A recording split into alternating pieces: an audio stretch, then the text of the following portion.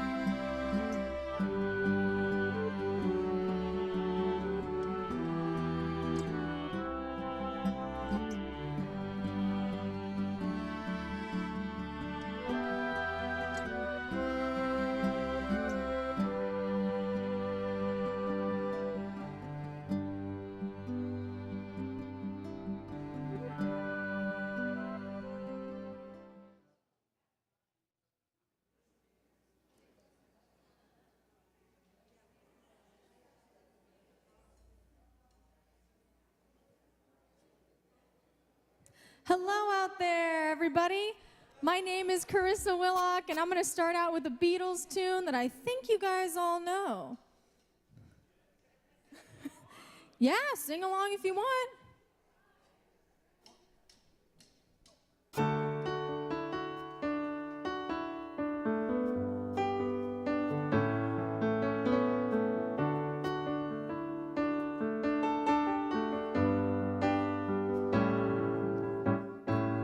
Here comes the sun, doo-doo-doo. Here comes the sun, I say it's alright. Little darling, it's been a long, cold, lonely winter. Little darling, it feels like years since it's been here. Here comes the sun, here comes the sun, I say it's alright. Little darling, the smiles returning to the faces. And little darling, it seems like years since it's been here. Here comes the sun, here comes the sun, I say it's alright.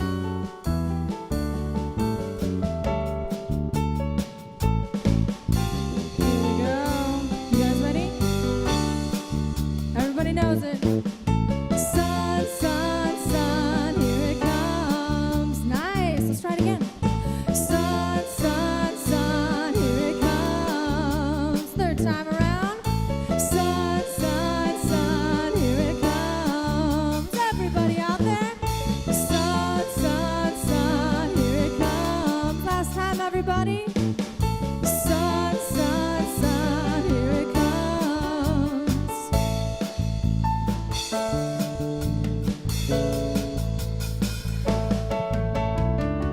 Little darling, I feel that ice is slowly melting. Little darling, it feels like years since it's been clear. Here comes the sun, doo-doo-doo. Here comes the sun, I say it's alright.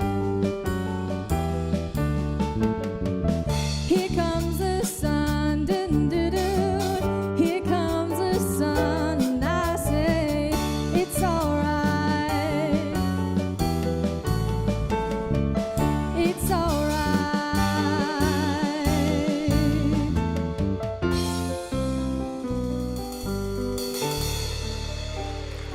Round of applause for our awesome band. Thank you.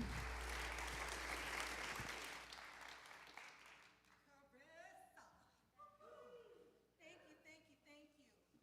So appreciate it. So it looks a little different, doesn't it? Can you hear me? Why can't you hear me, Mama? Your mic's not on? It's on. Well, maybe it went off.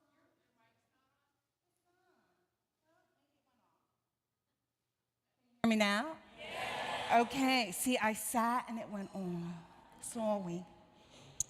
So Carissa, we are just really, I've been looking forward to this. I really have been. So we're so glad you're here. This is why you got to keep coming here, right? You have to keep coming here because you never know what's going to happen.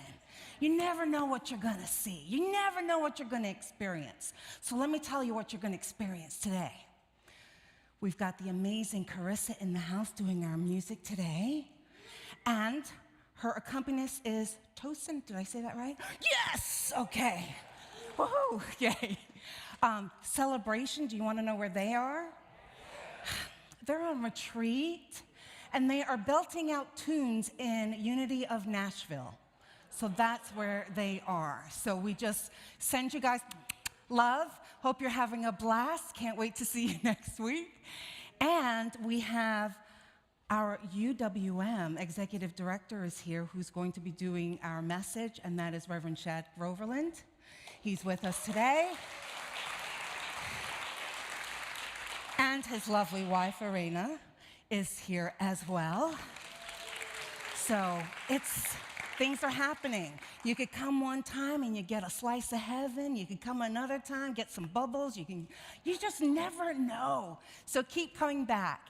For our online audience, we are just so thrilled that you are part of this spiritual community. I get notes from you, and I so appreciate that connection because it allows your energy to come in here, blend and mix with ours, and you feel us with you as well. So glad that you're here. And if you're willing, just let us know where you're coming from. Where are you viewing from? What part of the country or out of the country are you viewing from? It's good to know. We get a little check pulse. If you're in your jammies with some coffee and tea, I'm all right with that. Just tune in with us. All right, so what else do I want to tell you? So it's a little different service today. The kids aren't going to come into the sanctuary today because we're going to do a Q&A session with Reverend Shad. So I'll give you a clue when to pick the kids up. Fair? Okay, good. And we'll have a 30-minute Q&A session with Shad after service today. What else do I want to tell you? I want to tell you about the book sale. We're having a book sale today, 20% off books. You know, we've got some amazing volunteers and supporters of our movement, of this community, and Karen Memrick and Paul Memrick are just amazing lights for us, and so they are sponsoring this 20% book sale. And what does that mean? It means that when you go in and purchase today only, 20% is taken off of the price. And that means that Karen and Paul cover that 20% discount so Unity Church of the Hills doesn't lose anything. Is that not amazing?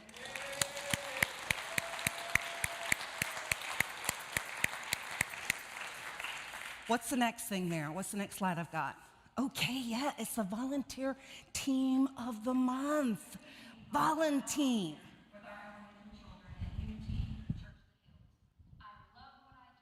Our children are our most precious resource, and we have a lot of fun. Today we completed a lock-in.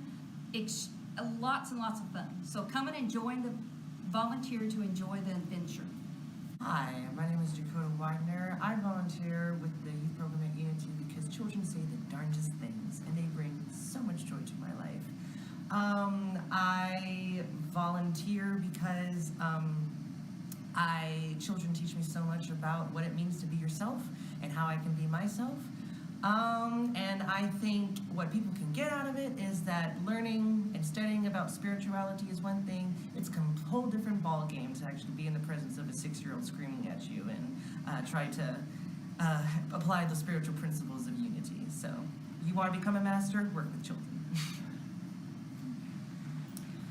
Hello, I'm Avery Rognerud, and I volunteer with our Uniteens, our middle schoolers. And I love doing this. I have been doing this since 2016, and I find that every year I grow in my gratitude. I learn from these kids. I'm so impressed by them. I know we are in good hands with this upcoming generation because I've got to watch them grow. So please come volunteer and learn from these kids, work with them. You won't regret it. It's really wonderful. Hi, I'm Ginger Boyce, and I went to school. I went to this church when I was in elementary, middle, and high school, and I graduated in 2013. And this is like volunteering with the YOU, which is what I volunteer for. It's basically like my way of returning the favor that YOU gave to me, and that is like giving guidance and just watching these kids grow spiritually is like the best thing ever. And please sign up to volunteer. You won't regret it. Hi, I'm Joe Bowen, and I sponsor the YOUs here at Unity. And when I first came to Unity Church of the Hills, I noticed immediately that the kids here acted and treated each other in a different way than I was used to, and I was so amazed by that. And then when my daughter came, I realized that it was almost a calling for me to get involved.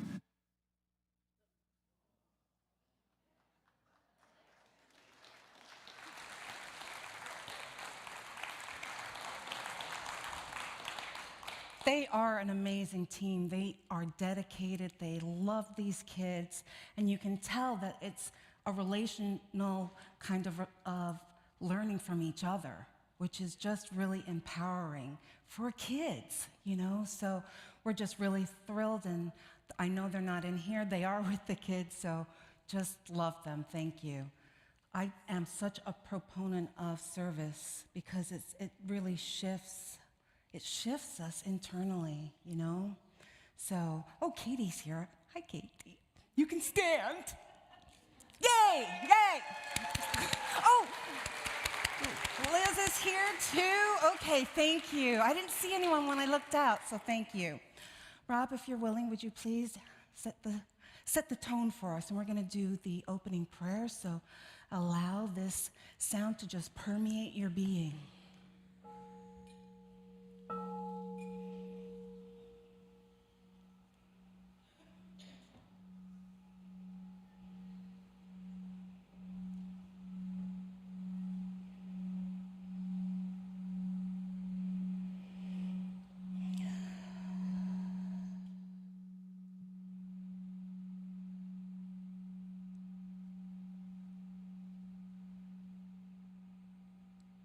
And we allow our senses and our energies to open up to that sound, to the vibration of oneness. And listen to these words. Release from the daily word. Releasing the past, I make room for the future. My life experiences have provided me with many gifts.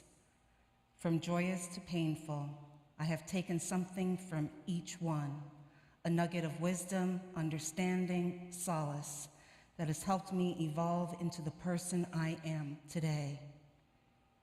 I am always growing, always changing. With gratitude, I receive the blessings while letting the painful memories go.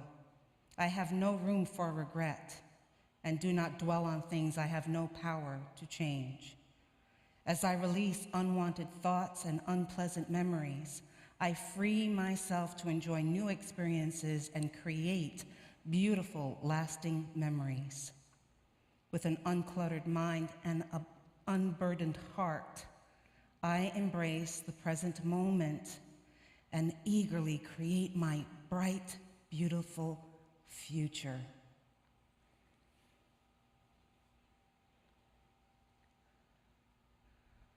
And as those words permeate our consciousness, we allow Spirit to have its way with us. We allow Spirit to support us in releasing those things that no longer serve us. We allow Spirit to release any resentments we may be carrying, knowing that every experience has brought us to this now moment, to the beauty and treasure that we truly are, divinity in skin. And so we take this moment to rejoice in the truth. There is only oneness, and each of us is part of that. And for this awareness, for this quickening, we say amen. All right, so we've got some opening announcements.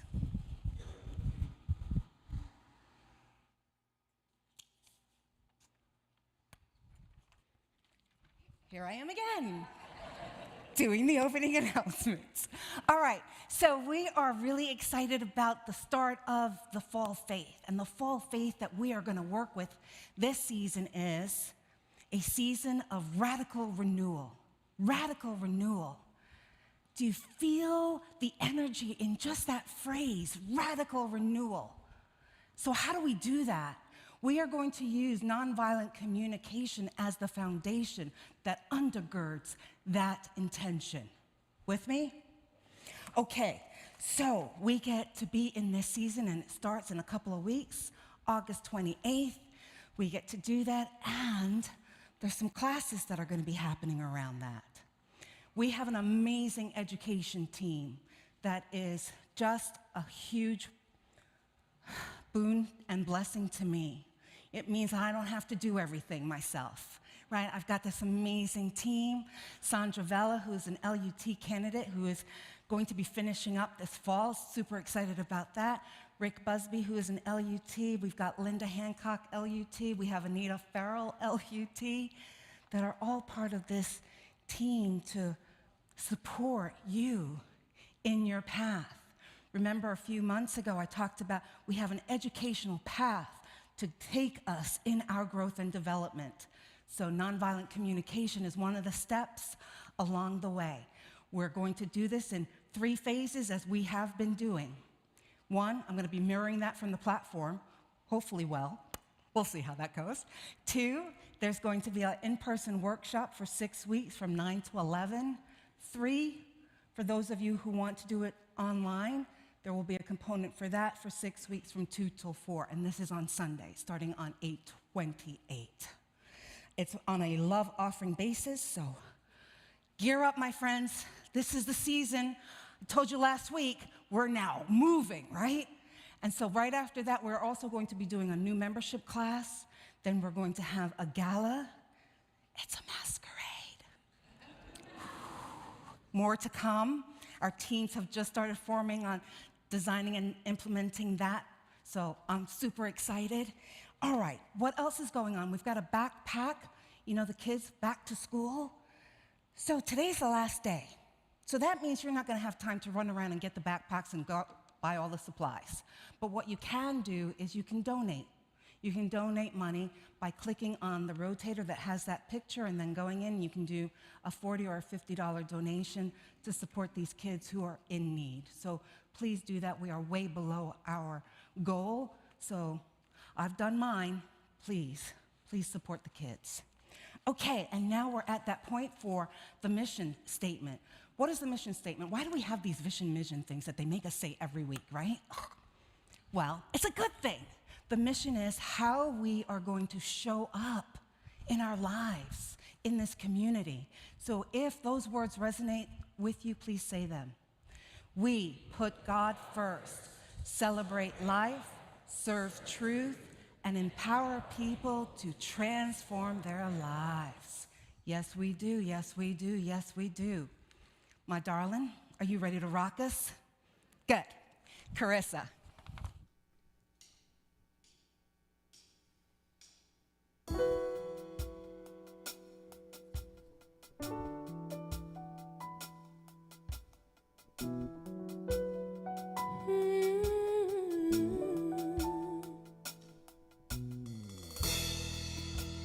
Why be afraid if I'm not alone? Life is never easy, the rest is unknown.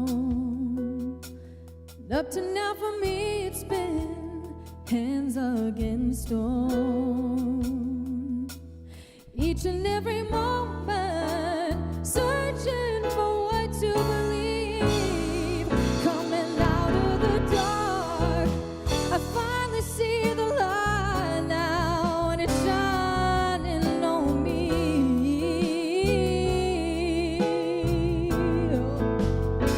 Coming out of the dark, I know the love saved me, and you're sharing with me.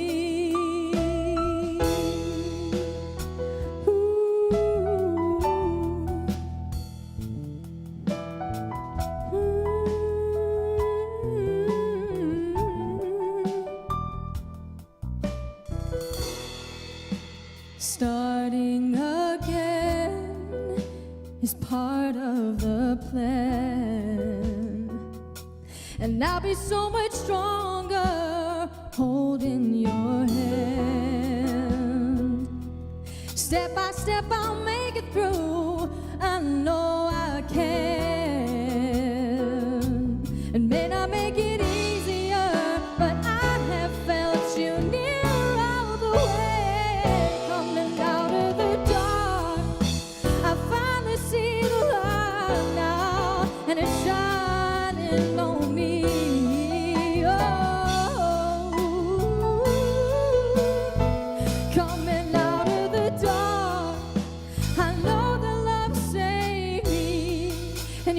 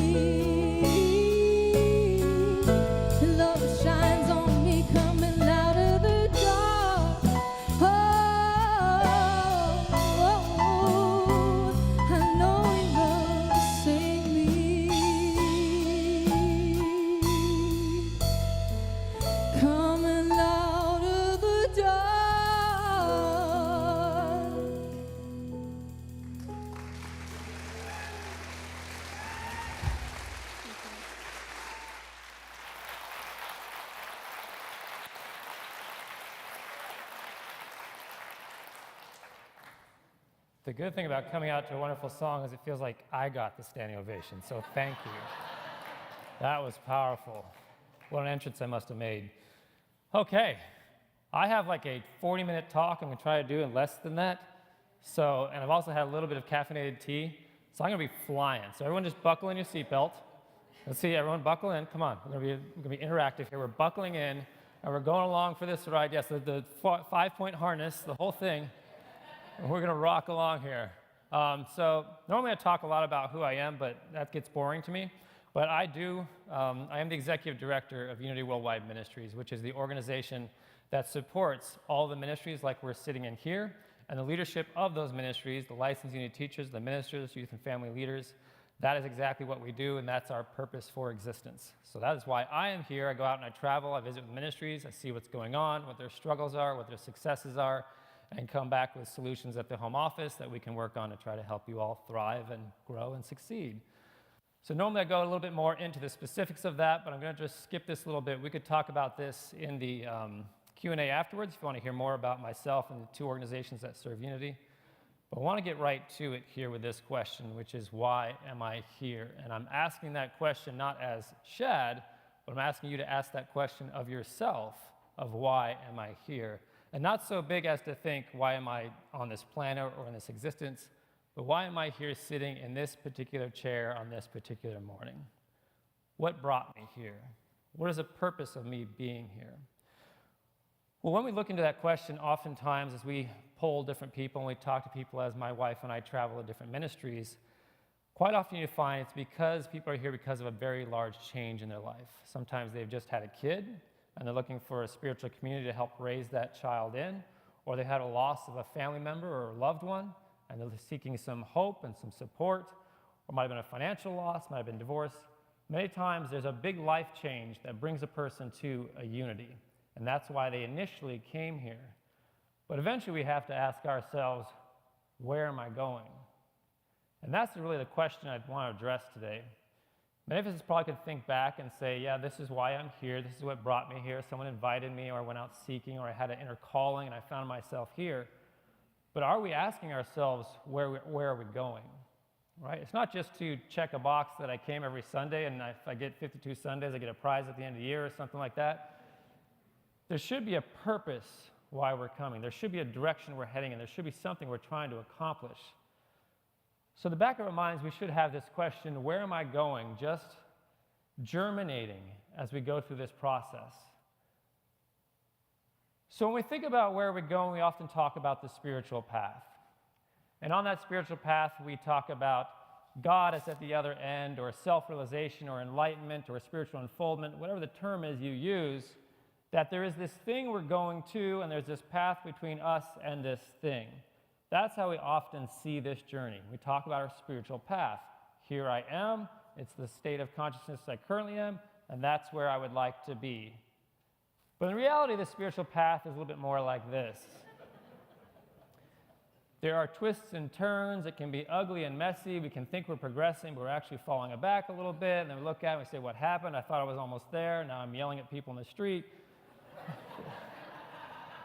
We're all over the map sometimes in this process, so we know it's not a linear, here I am going to there. It's kind of cyclical, and it's all over the place. But the issue is we still have this concept that it is out there, it's over there, it's something I'm journeying towards, it's something that's later in time that I'm going to achieve. It'll be maybe in 20, 30 years, and in some instances we say it might even be 4, 5, 6 lifetimes away, or maybe even 1,000 lifetimes away. We put this concept as where I'm trying to go is out there, over there, some distant place in time. But the reality of the spiritual path is really more like a 2-lane road.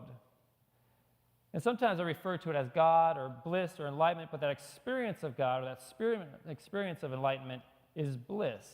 We really would like to be living in bliss. Anybody else want to live in bliss? 70% of you do, the other 30% I'm not sure. You really like the drama and the struggle, I guess, that's fine.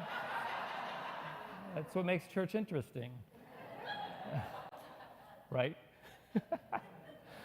But really, I'd like to think about a 2-lane road. Bliss is sitting right next to us. is not something that's sitting at a distant future, distant time. It's actually sitting right next to us.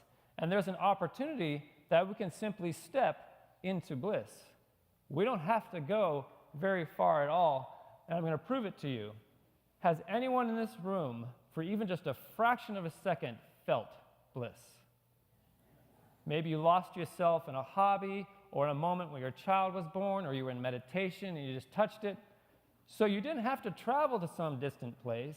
It didn't take some long period of time.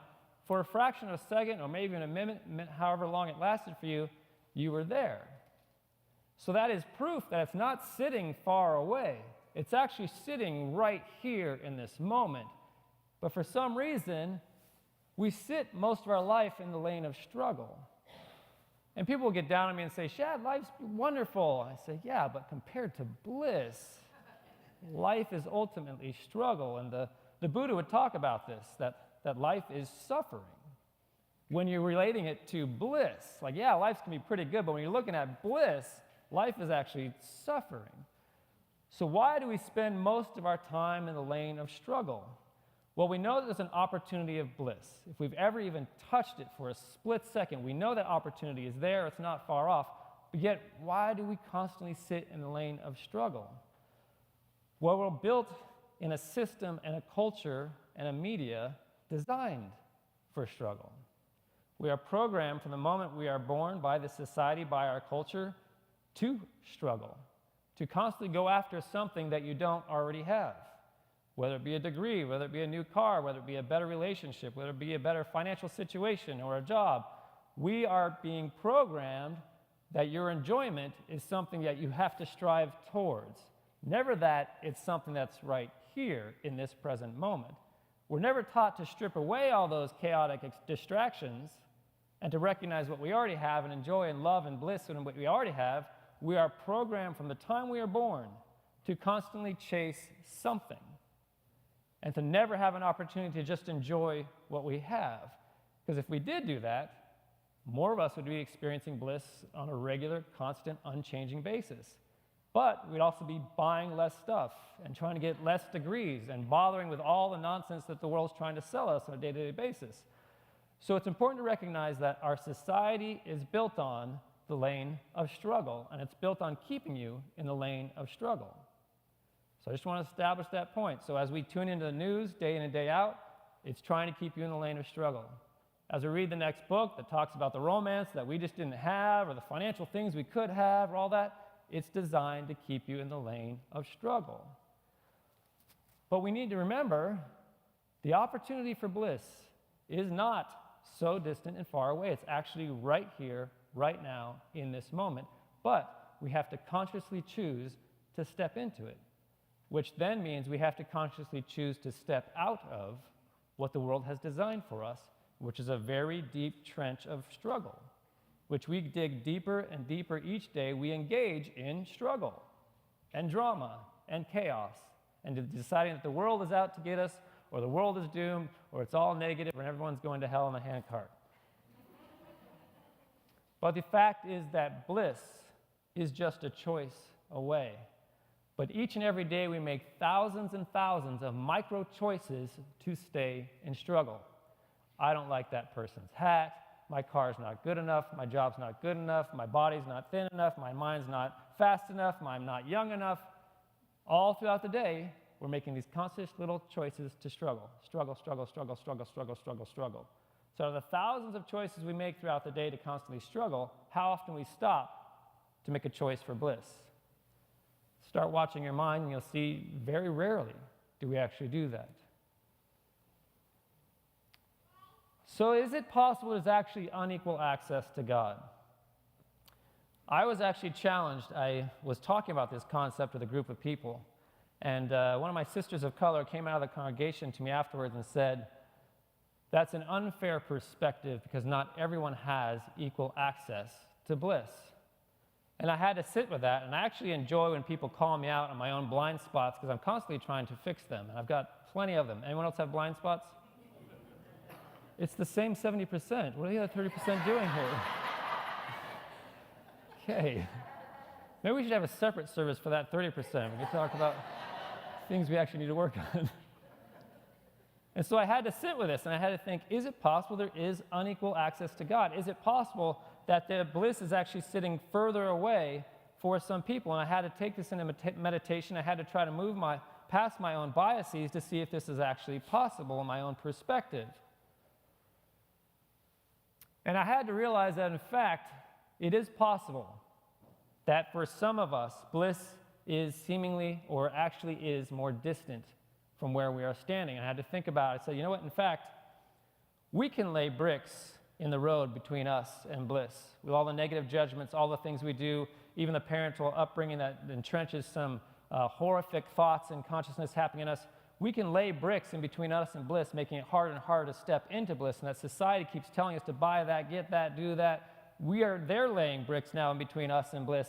And now if you think, well, if society was actually built for people that look like me, a white, male, affluent, cisgender, heterosexual man, I'm sitting here going, well, yeah, think of the advantage I have, where some people are born into a world where those bricks have already been put there and haven't even had a chance to do the opportunities that I've had, which make it easier for me to step into bliss over someone else.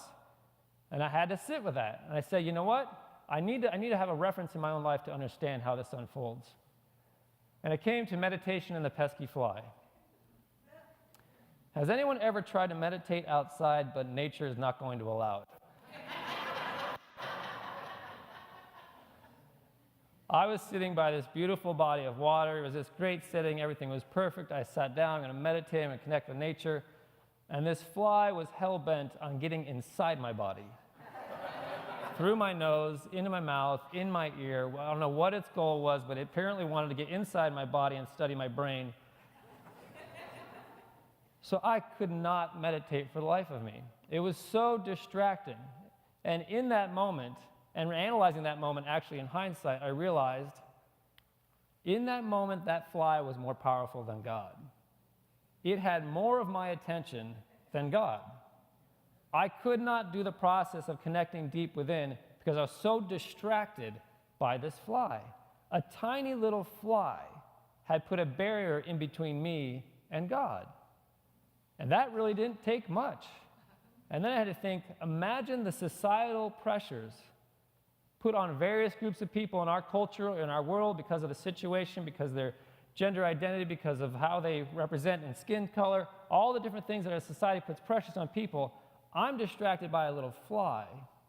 Can you imagine what the situation creates in there, where we're trying to feed our children and we don't have enough to feed them. We don't have enough financial income to sustain our own children, and we're working. Do we have time then to meditate, to do that practice? Society's put these very large flies in the way of that process.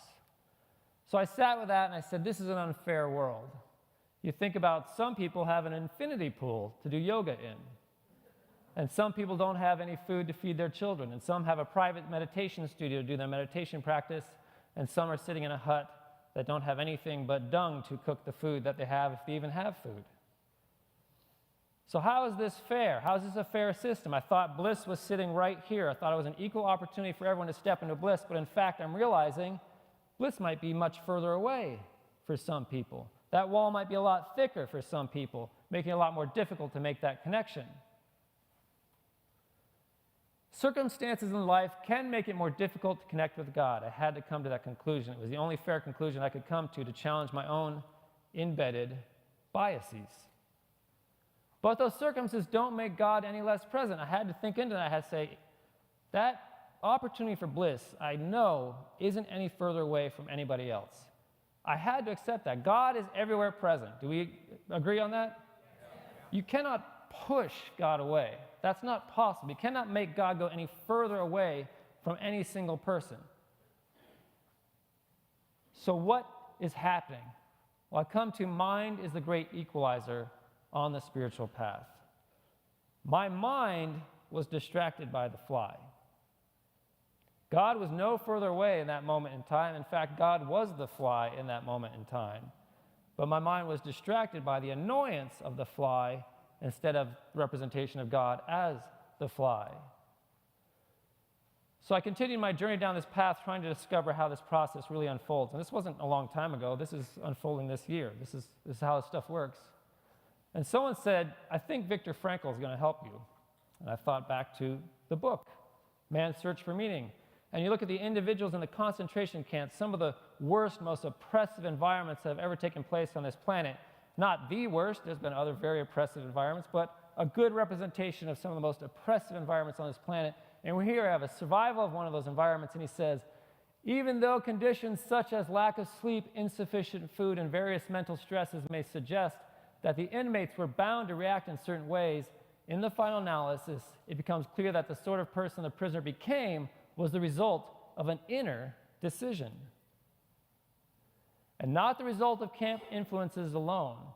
Fundamentally, then, anyone can, under such circumstances, decide what shall become of them mentally and spiritually. So this was challenging to me. I was thinking about this. Is there equal, fair access to bliss, to God and the divine? So let me ask you this. Do you know, personally or of someone, that seemingly has everything the world could possibly give them, but yet they just don't seem to have a connection to God? Let me see a hand if anyone knows anybody like a celebrity, anything. Same 70%. What is... Just kidding. All right, how about this? How about someone who's seemingly been in an oppressive environment, has been pushed down by the world, had possibly a horrible upbringing as we see it in our society, but yet they seem very connected to God? Anyone know or heard of anyone like that? So knowing that, we would have to conclude that the circumstances themselves do not dictate whether God is close or not, whether bliss is attainable or not. If someone can come up in a very oppressive environment and still be very close to God, and someone can grow up in a very affluent environment where every single thing seems to be handed to them, but yet still be distant from God, we cannot correlate those two things to bliss or God. Because mind is ultimately the great equalizer, and they make the choice, mentally or spiritually, what the outcome is going to be. Does anyone know what this statement is? We create our life experiences through our way of thinking. Hey, pretty good. Oftentimes, it's only the minister that knows what that is. And I say that, and the place just goes quiet. The minister goes, it's principle number 3. I'm like, I saw you say that. Yes, very good. Is everyone familiar with our 5 basic unity principles? Okay. That's reassuring. Has anyone ever heard of Charles and Myrtle Fillmore? Yes. Okay. Go through some ministries and it's just dead silence at that point. I get really, really worried. These are our 5 basic unity principles. I'm not going to read them all because you probably already know them if you're familiar with them, but I'm going to give you a realization I had around them. I was sitting in prayer and meditation around this idea of what is our journey in unity? What is our path in unity? Where are we going in unity? What are we trying to accomplish in unity? And much of it spawned from a conversation I had with a young man who came to my ministry in Unity of Boulder, was very excited about the ministry, but after several weeks he said, Shad, what am I doing here? He was asking those questions I started off this talk with. What am I doing here? I said, well, you're coming to church. I assume you drove here. You want to have an experience. He's like, but why am I still here? Where am I going? What is my next step? He said, I'm here and no one has told me what's the next class to take and what class do I take after that and how do I become a leader of such and such and who am I looking up to? Who has accomplished what Unity has to offer so I can look at them and go, that's where I want to be. And they can mentor me and I can talk to them. He's like, where's my path in Unity? And I said, that's a fantastic question. I don't know. He said, I know you offer classes, but no one told me when I take each one and how does one lead in the other and where are we going? So I was sitting in this idea at Unity Village, meditating and praying, and what came to me was flip it upside down. That's what came to me in meditation. I was thinking of 5 basic unity principles. What came to me was flip it upside down. And you have your spiritual path. Step 1, knowledge of these spiritual principles is not enough. We must live them. Step 1 is a commitment to do the work that you're about to be handed. If you're not going to commit to the work, forget all the rest of the steps.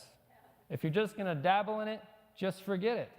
if you're not going to commit yourself wholeheartedly to this process, to all the classes, everything you're going to learn in Unity, it's just probably not going to work to you the benefit it could. You'll get some benefit, but if you really want to see what the path of Unity has to offer, you have to commit wholeheartedly to the process, and that is step one. We've got to commit to the process, to the daily practice of doing this work if we actually want to see the benefits. Step two.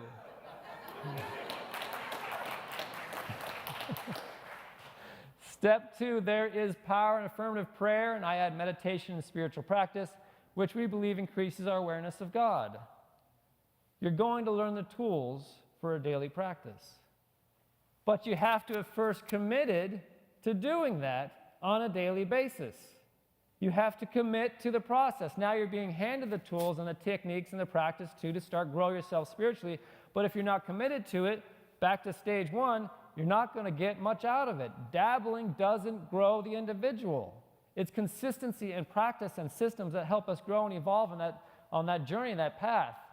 Next, we create our life experiences through our way of thinking.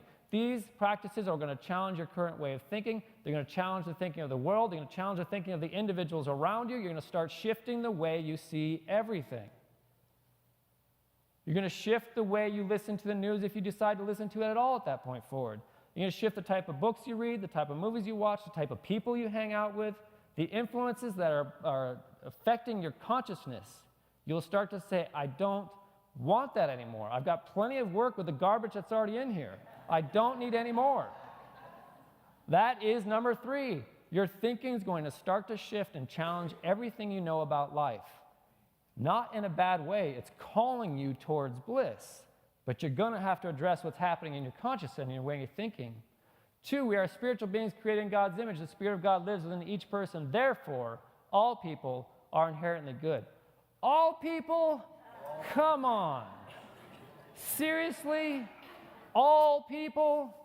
With what's happening in the world, all people? Nah. This is why this is the second to last step, because this takes work. You are going to have to break down so many preconceived notions and judgments and biases and perceptions to get to that place, which is going to require commitment, which is going to require a daily practice, which is going to require completely shifting the way you think and see the world to get to that point. But you don't get to skip to that point.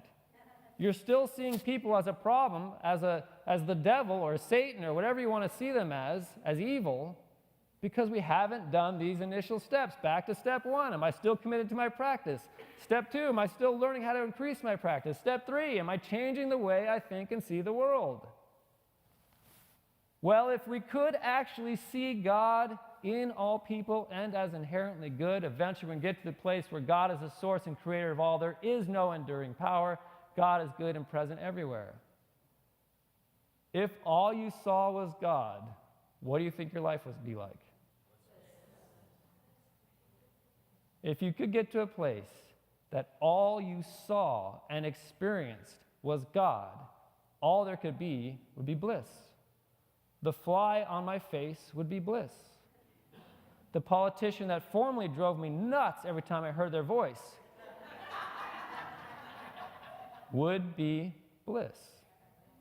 Because all I would be hearing is the voice of God. Now, does anyone feel like that seems somewhat distant from where you are? Step one, committing ourselves wholeheartedly to this process. We are not going to get to bliss if we think we get to skip ahead in line. So I'm just going to work on my thinking once in a while. This afternoon, I'm just going to complain to everyone I can find about the heat. But surely my life will be blissful when I'm done with that.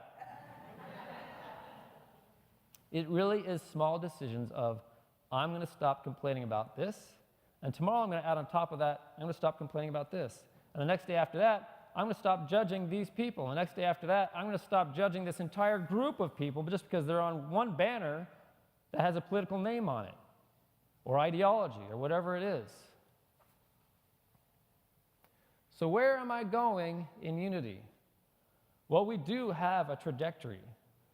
But a lot of it is on the individual because we don't come into your life and say, you've got to do this. But there is a path to growth to mastery to evolution. One of the issues we've recognized in Unity, though, in leadership, as we've traveled around, and even the leadership at local ministries themselves, is that our founders, Charles and Myrtle Fillmore, set a very high spiritual bar for us. They were talking about the last step, seeing God in all things. And they talked about it over and over again in so many various ways. They set this incredibly high spiritual bar for us. But what we did after they passed on from this plane is we started lowering that bar to a level that seemed a little bit more attainable to us. And we started talking a lot about prosperity and things I can get for me and how can I manifest more for me and my life and the things I want. And did this sermon meet my expectations? Was the temperature what I expected it to be in that room? Was the coffee the exact flavor I like to have when I drink coffee in fellowship? Did they have the cookies out I like to have in fellowship? It became about me. But they set this incredibly high spiritual bar where it's all God. What do I have to complain about if it's all God? Are we working towards that place? Or if we lowered the bar to it became about my personal, selfish spiritual experience, and we forgot about those around us that are being oppressed and pushed down by society, and we said, that's their deal, that's their karma, I'm just working on me. Well, let's talk about what they actually expected for us 100 years later. Charles Fillmore said, out of the air we may manufacture the things we eat and wear. This is not a flight of fancy. It is not an assumption of theoretical metaphysics that we may be able to make our food and clothing from the air, but a logical conclusion that follows the understanding of God as the omnipresent source of all that appears. If there is only God, would I have any struggle in manifesting something to wear? Would I have any concern about what I'm wearing, first of all? If there is only God, life is incredibly different. Myrtle said, there is no limit to the so-called miracles that can be formed by those who consecrate themselves wholly to do the will and the work of Christ. Consecrate themselves wholly. What is she talking about? First step on the path. But if you have not consecrated yourself wholly, don't expect the results we've been talking about. Has anyone known anyone or themselves had a miraculous healing? Thank you. If anyone has had a miracle in their life, they've proven that anyone can live with constant miracles in their life. When one person pierces the veil and sees the other side of bliss, you can't close that gap. It now has become a possibility and actually a reality for everyone. She has miracle in quotes, as my perception is that she's saying, what you're calling miracles was supposed to be your average day. You're saying miracles, I'm saying this is what I did this morning when I woke up. Not that impressive. Healing the body should not be that impressive. It should be what we do at any point in time. So if we can pierce the veil, if anyone can pierce the veil, if we can experience bliss for any point in time, for any amount of time, we've proven to ourselves and others that it is present, it is available at all times for all of us. The Christ in you is God as you in action. Christ calls you forward. We have become inactive in unity for many decades, thinking about ourselves and our growth and our own little ministry, but there is a whole world out there. There's actually 600 unity ministries out there around the world. How many people knew that?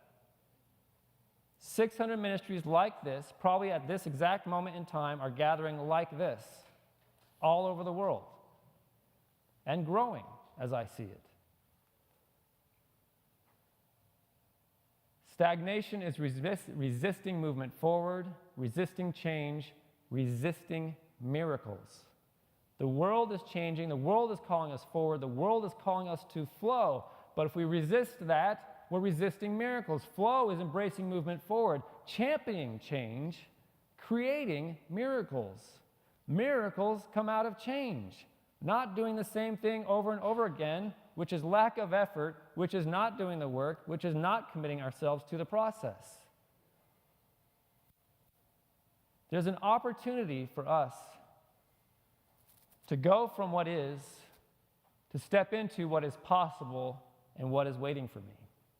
Bliss, God, divine, is right here, right now. The Christ in me is calling me to recognize, open to it, and flow with it.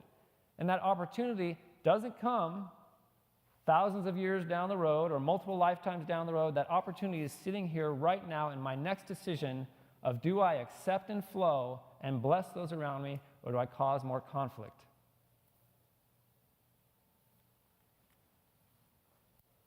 That is the truth as I experience it.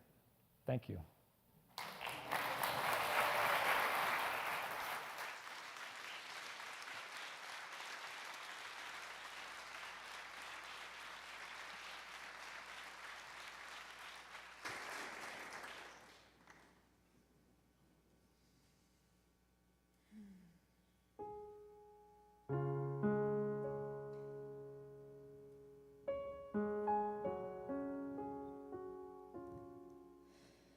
No one here to guide you. Now you're on your own. Only me beside you. Still you're not alone. No one is alone. Truly, no one is alone.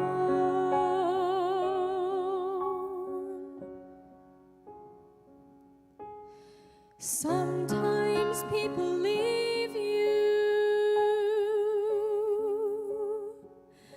halfway through the wood,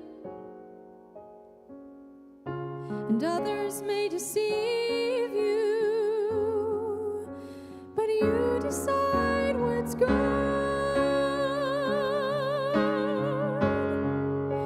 You decide alone.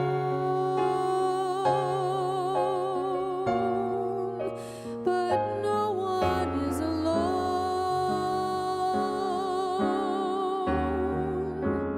People make mistakes. Fathers, mothers, people make mistakes, holding to their own and thinking they're alone. But honor their mistakes. Everybody makes one another's terrible mistakes.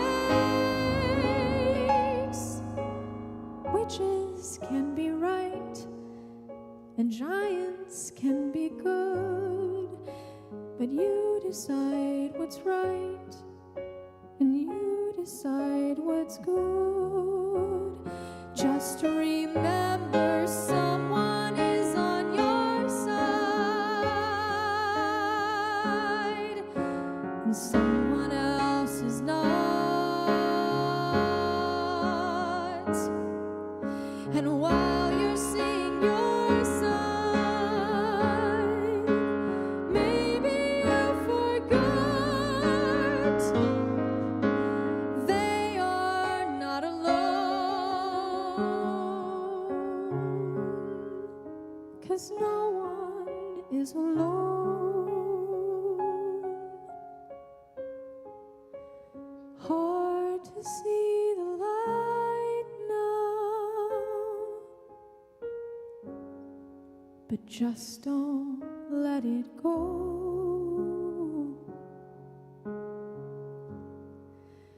Things will turn out right now. We can make it so.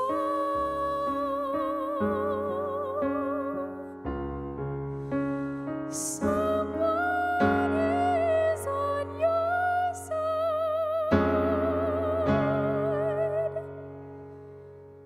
No one is alone.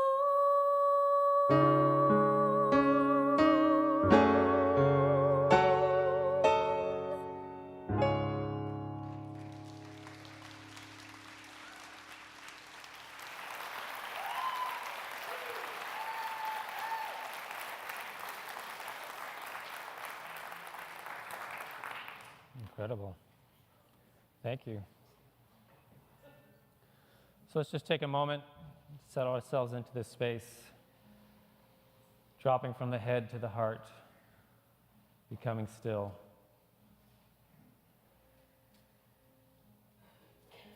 As we start to journey into this place of silence and stillness, I invite those joining us online, wherever you are, if you can shut out the distractions of the room around you and just become still and quiet with us. Seeing yourself sitting in this room with us right now, enjoying this energetic exchange that we're enjoying, because there is no time and space, there is no distance between us.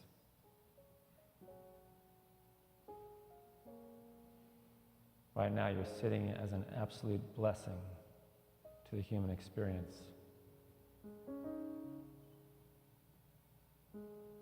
You have incredible gifts. There's incredible opportunity for your unfoldment. If in any way, shape, or form you have feeling that you're coming up short to your potential, to your greatness, to your expression and your ability to share that with others,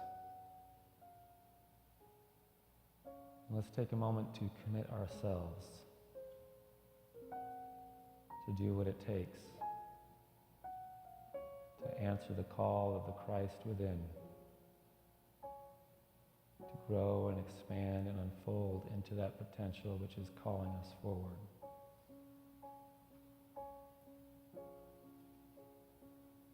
Some of you joining us in this space today are in a place needing healing, and that healing is coming to you now through the love and kindness and compassion and power of those around you. And some of you joining in this space right now are already doing pretty good. You have blessings to share. And so we're going to send that healing, uplifting, powerful energy to those individuals who may need it.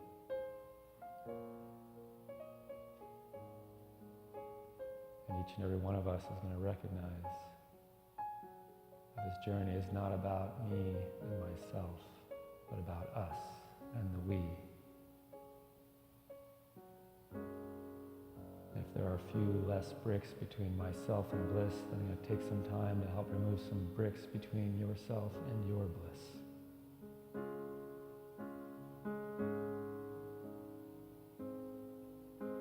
So allow yourself just to breathe into that space of clarity, where that Christ calling within can come forth.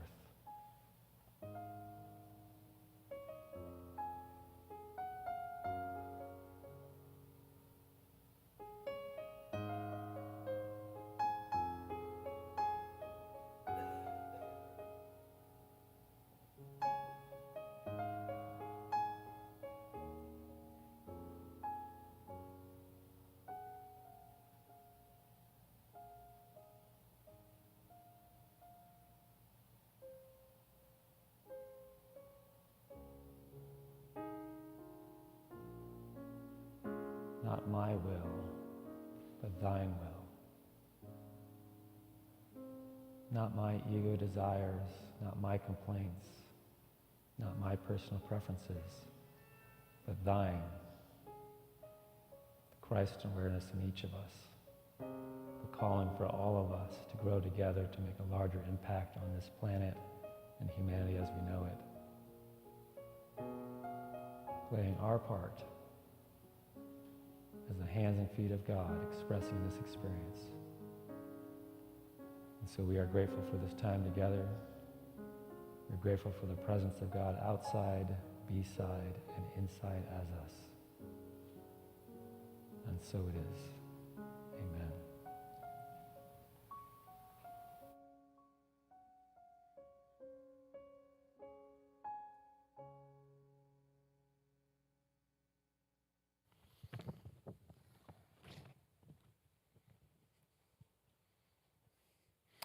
Thank you, Reverend Shad. It's so wonderful to see everybody here today, friends, family. And thank you for the reminders that we're on this spiritual path and that it's happening right now. You know, the age of miracles is upon us. And we also are in such a place to be able to deliver this message of unity, unconditional love, and bliss to the community.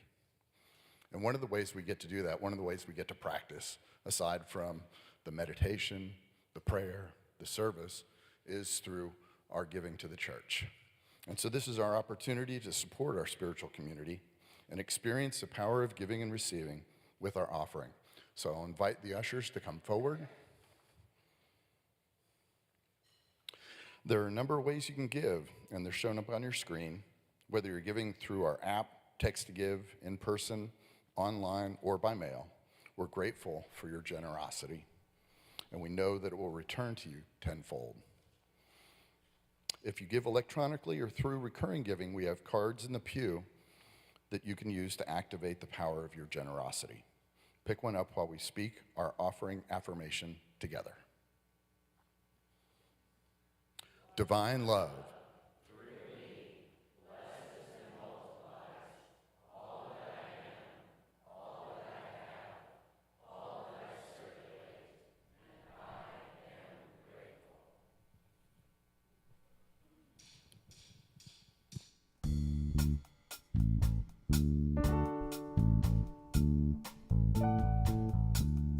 I can see clearly now, the rain is gone. I can see all obstacles in my way. Gone are the dark clouds that had me blind. It's gonna be a bright, sunshiny day. Come on, join in. It's gonna be a bright, sunshiny day. I think I can make it now, the pain is gone. All of the bad feelings have disappeared. Here is that rainbow I've been praying for. It's gonna be a bright, sunshiny day. Look all around, there's nothing but blue skies. Look straight ahead, nothing but blue skies.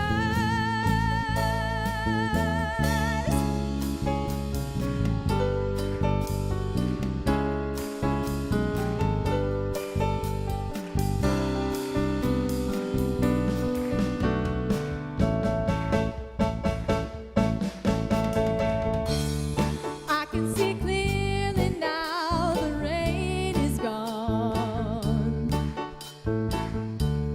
I can see all obstacles in my way. Gone are the dark clouds that had me blind. What? It's gonna be a bright, sunshiny day. It's gonna be a bright, sunshiny day. It's gonna be a bright, sunshiny day. Thank you. Thank you.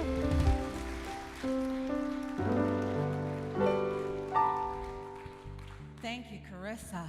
You've been rocking us, moving us, making us cry. You're doing it all. Carissa, everyone. Thank you. So for these gifts, Sweet Spirit, we are truly grateful. We see them not only filling our cups here, but allowing us to fill the cups outside beyond these walls in the greater Austin area. And so for all these gifts, we just see all the givers with the intention of multiplying and surplus, also receiving that tenfold. And so it is. Amen. Thank you. All right, so It is so good to look out and see so many beautiful faces. Some folks we haven't seen in a while. You're welcome here. I'm so glad that you could be here. That's why we have guest speakers come in. Kind of zhuzh up the energy a little bit. Life is good.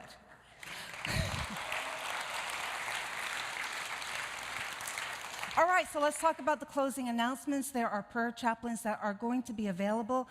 They are going to be in the chapel, in which you go out the door, you make a left, you make a right, there it is. That chapel is just sacred. If you haven't had the opportunity to really seep in that energy, please make yourself available to it. We have beautiful trained prayer chaplains that just know how to support you affirmatively. They pray with you and hold you in the highest good of you. What else? We have a whoa, I'm in May. I was gonna go 5/14. I'm like, no, it's August now. August 14th, which is next week, we have a farewell for these two beloved lights of our movement. Reverend Mary Grace, she is got her own community out in California now. She's gonna have her own church, so we're super excited by that. So she's really excited. And Cali is going home for her. She has lots of family in Cali, so they're all looking forward to it. And then our beloved Linda Hancock, LUT, who's been the director of YFM here for over 16 years. They just sold their house. They're super excited about that. Yes! Sorry, I was texting over the weekend, and it's like, yes, we've been holding that with them. And they're going to be moving into a tiny home a little north of here, and Linda is going back to do some somatic therapy movement. That's her love, and she's like, this is the time to do it. So this is a farewell and yet an exciting journey for them. They're stepping into a new way of being. Gratitude Circle, that is the first Sunday of the month. It's going to be out in the patio. Our prayer chaplains are going to be leading that. So if there's something that you're grateful for, step out there, hold it, honor it, talk about it. It's so easy to talk about the things that aren't going well, right? Let's flip that, talk about what is going well. And then next Sunday, I'm going to be talking about self-love as a spiritual practice, right? It's spiritual praise. How we lift up the divine is by lifting ourselves up. How we love other people is by realizing to love ourselves fully and totally first. So we'll be talking about that next week. I hope you'll be able to join us for that talk. And then we're going to have a Q&A here in just a few moments. So the kids aren't going to be coming in. So if you are a parent, grandparent, I don't know, aunt, uncle, and you've dropped off a kid, this is a good time to go get them. There are toys and coloring books and things of that that's in Friendship Hall. If you want to listen to the Q&A with your kids there, you can do that. All right, so why don't we do the prayer for protection? Then Carissa's going to regale us in a closing song, and then we'll start with the Q&A. Sounds good? Yep. All right. Are you ready? Yep. Okay. The light of God surrounds us. The love of God enfolds us. The power of God protects us. The presence of God watches over us. Wherever we are, God is, and all is well. Have a fabulous week.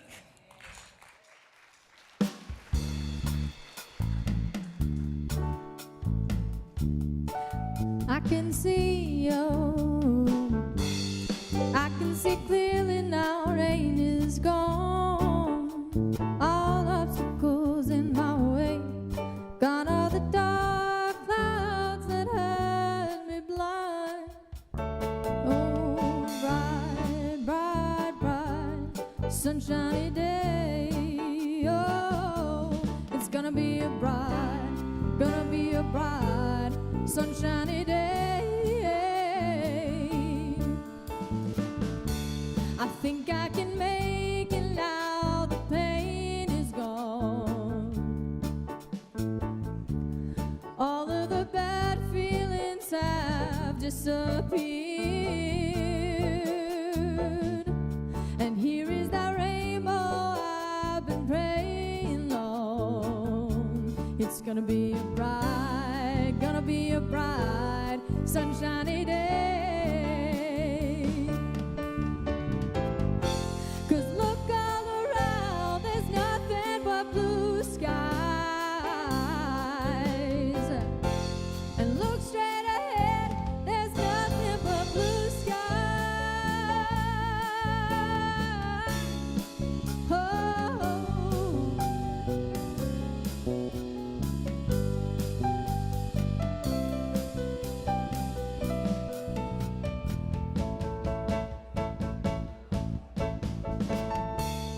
I can see clearly now, the rain is gone.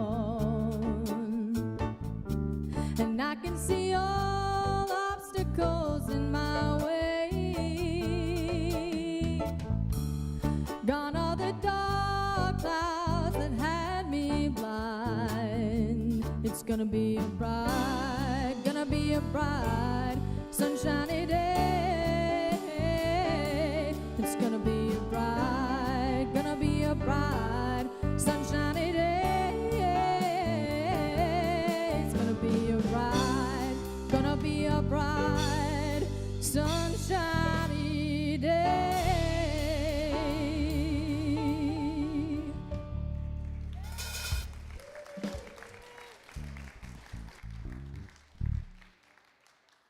Mike? Probably. Well, yeah. Okay, so we're going to start the Q&A portion of this. And first of all, I want you to know that there is a ton of food in Friendship Hall just waiting for you. A ton of food. We did a whole spread because we have Reverend Shad in the house. So please make sure you avail yourself of that. Thank you, Audrey, for being present and having the mic. Did you want to start with anything or just go with Q&A? I guess I could just real quickly cover what I skipped at the beginning of the presentation there, is in fact that you do have two organizations that serve the Unity movement, and not necessarily many people know that. You have Unity Worldwide Ministries, which I am the executive director of, and then you have Unity World Headquarters. And Unity World Headquarters is more of the publishing and real estate holdings and sort of outward-facing part of our movement. So they own Unity Village and the grounds and the buildings at Unity Village. They do the Daily Word, the Unity Magazine.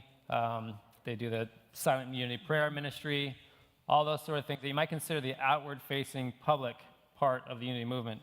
Unity Worldwide Ministries, where we are, is to support the ministries and the leadership themselves. So we have the school and the education process and all sorts of services and offering to support you all so that you can reach out to the public. So that's sort of the different pathways. And we have those because this movement is so large. We actually need these two organizations to be able to handle the load. And that's... It only took me 2 years of seminary to figure that out, by Yeah. the way. I had some great slides to break it down, but it takes a lot of time. So this is your time. Do you have questions? Do you have questions about the movement? Do you have questions about the village? You can. Those were just suggestions. I had the pleasure, Shad, first of all, of meeting you last night, and Arena, it was wonderful. Glad to have you here. And I took the liberty of reading your bio on the UWM page, and so tell us about your Unity background. Okay. History, actually. Sure. So I was born and raised in Unity. My father's a Unity minister. I was born at his first ministry in San Angelo, Texas. And when I was, some San Angelo fans. I thought there was only armadillos that lived out there, but apparently. But by the time I was 1 year old, we actually moved to Boulder, Colorado, where my father still ministers today with my sister. He's been ministering for 46 years in total. And then so I went throughout my life. I actually wound up getting into sound engineering because I was the church sound guy, and it was just handed to me, and then I actually fell in love with it. Started doing that, went to college to get trained in it officially, went off and did that as my professional career for most of my life before coming back to Unity. When my daughter was born, a life instance brought me back into Unity. And then in 2012, I had my own calling into ministry, and I wound up becoming the senior minister at Unity of Las Vegas. Then after about 5 years, I moved back to Boulder and ministered with my father and my sister there for 2.5 years, while simultaneously serving on the Unity Worldwide Ministries Board of Trustees. And then when this position became available, I stepped off the board and applied for the position, and here we are today. That was the short and skinny. Did I miss anything else that you thought was? You just proved that you know what you're talking about. Oh. So I've served on so many different committees and teams. When I got back into, I never left Unity. I just wasn't formally attending a Unity service regularly. But once I was back involved, I just felt a calling to help Unity any way I can. So I served on regional councils and regional teams, and I served in the movement and advisory boards, and as much as I could possibly get involved. There was sometimes someone said, would you help us here? I would say yes. And so the board recognized that I was in it for the long haul, and that was part of why they saw I might be a good fit for this position.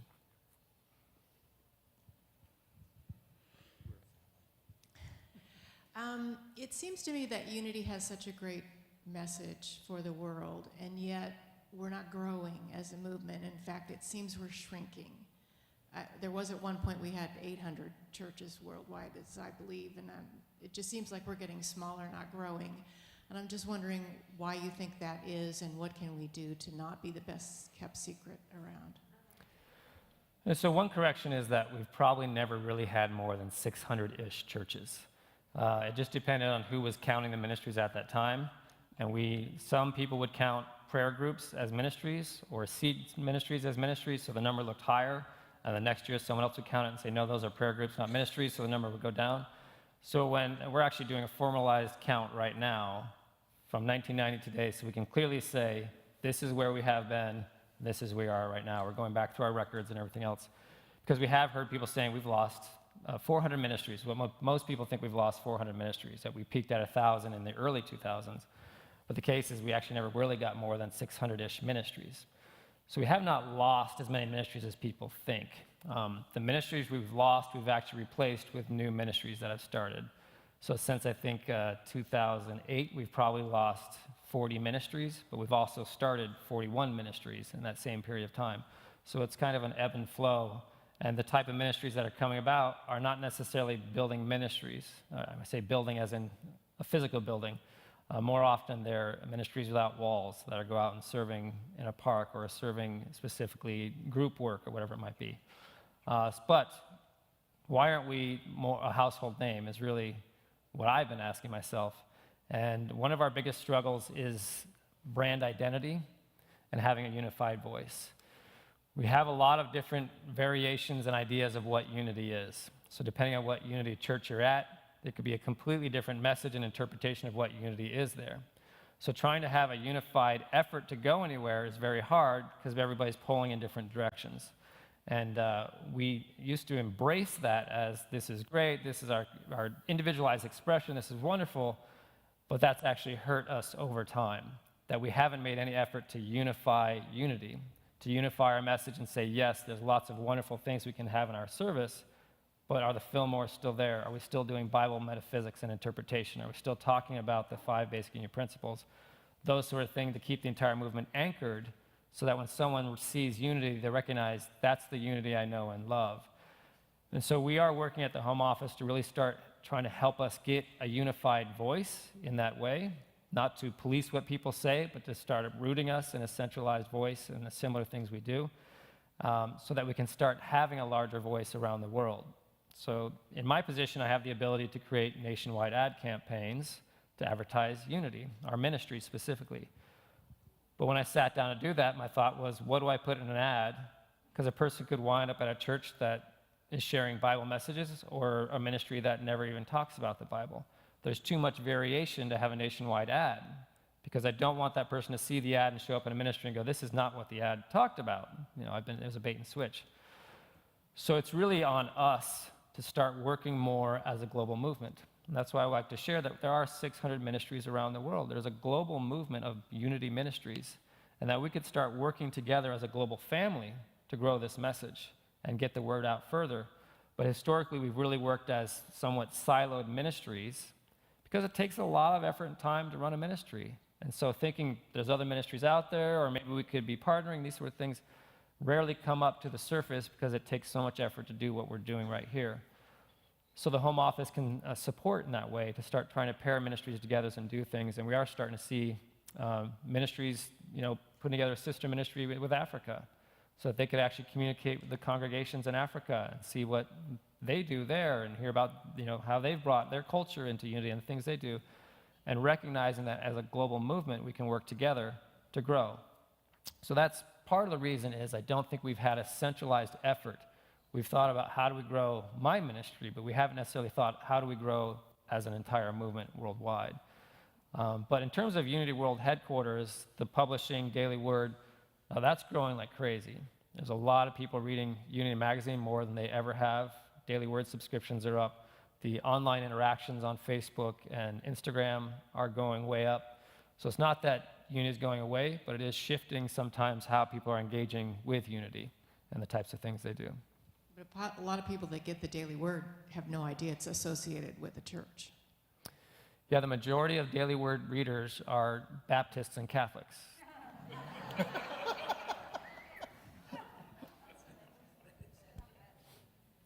Yeah.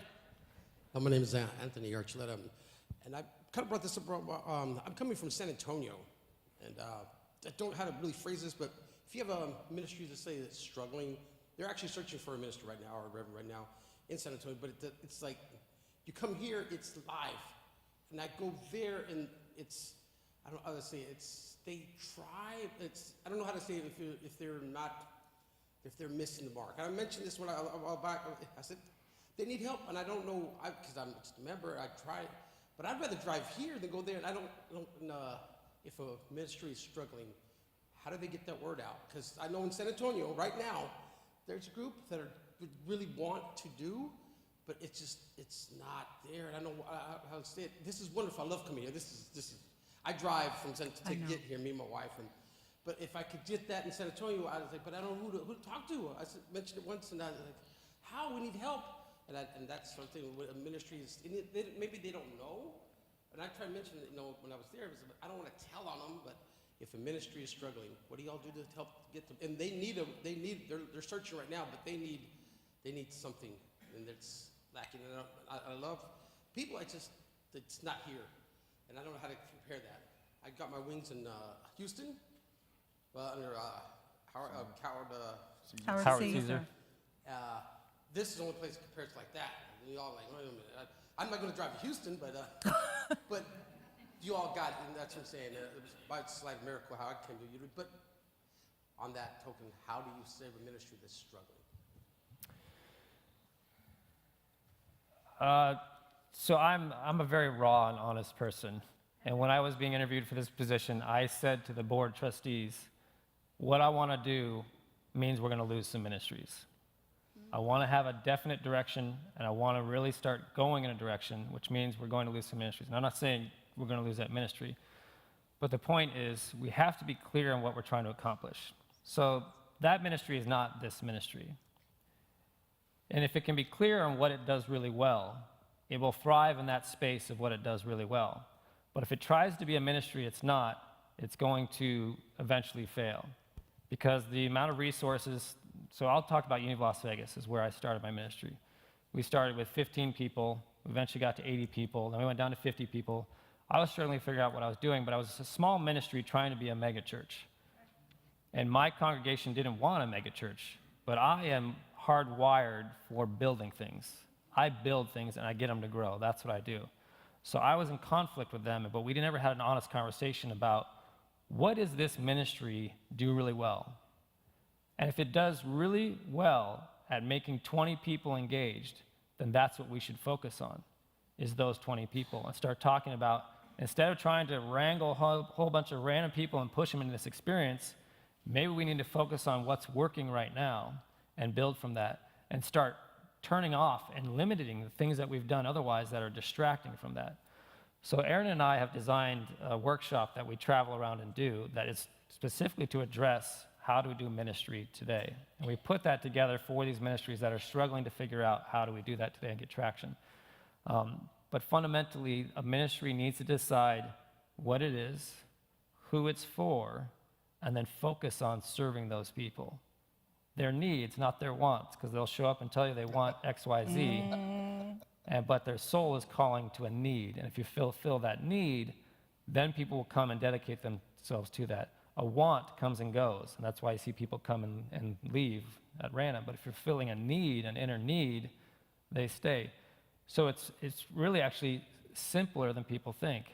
It's stop trying to do so many things and focus on one or two things that you can do really well and do that. In terms of ministerial search, I have a whole department that assists with that, what I'm sure you guys are probably engaged in, I would hope. And they're coaching people through that process. But fundamentally, we're trying to get better at pairing a ministry with a minister. Because I was a mismatched minister at Uni of Las Vegas. I had no business being their minister. I was young, I was excited, I thought I knew everything, and they were happy to be who they were, and I came in and I just caused chaos. And if I'd come in and I was a match, I would have said, 80 people, great, maybe that's all we ever need. I don't need to grow beyond that. Let's just focus on doing good ministry the way we are. So we want to start pairing a minister with a ministry that's a good fit, which obviously this is a wonderful fit because the energy here is just insane. I love it. But yeah, doing more of that, really making a good fit initially, because sometimes you see ministries burning through ministers like a revolving door because they don't know how to put that minister in place. I was young, excited, of course, they want the young, exciting minister. That was a horrible idea. We had an amazing experience, so I'm not gonna prove that. Most of the time it was absolutely amazing, but there was this underlying struggle that I was trying to go this way, and they were happy this way. Yeah. All right. All right, thank you. Send my love. Someone else? I have a. Okay, I'm sorry. Okay. Question getting back to today's talk, and really like the way you flipped around the 5 principles. That was insightful and meaningful. My question is, what is the role of forgiveness in one's spiritual journey? I have a feeling like you could answer that question. Like it's a loaded question.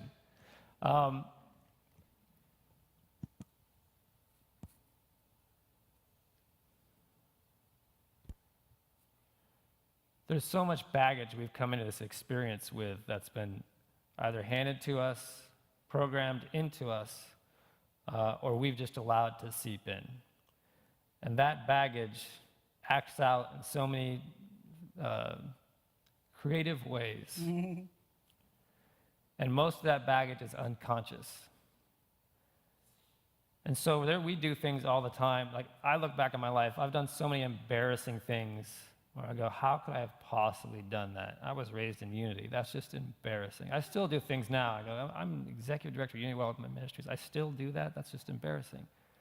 There's so much garbage sitting in the subconscious that we have to allow ourselves forgiveness, and we have to allow other people forgiveness. Some people have never been exposed to Unity and the incredible principles we have, and they're sitting with a pile of garbage in the subconscious that's acting out in these creative ways. And it's really a blessing that we at least know we have tools to address our own garbage. Some people have never even been given these tools, and some of them are in high, powerful, authoritative positions. So the forgiveness really comes from, well, I know I got piles of garbage in me, so surely other people have piles of garbage in them. I've been given tools to work on it, and quite likely they have not. In fact, they've been given tools to make it worse. So my forgiveness is clearly I could be doing all these things if I had not had these tools. I could be possibly a horrific person in the world if it had not been addressed at some point in time.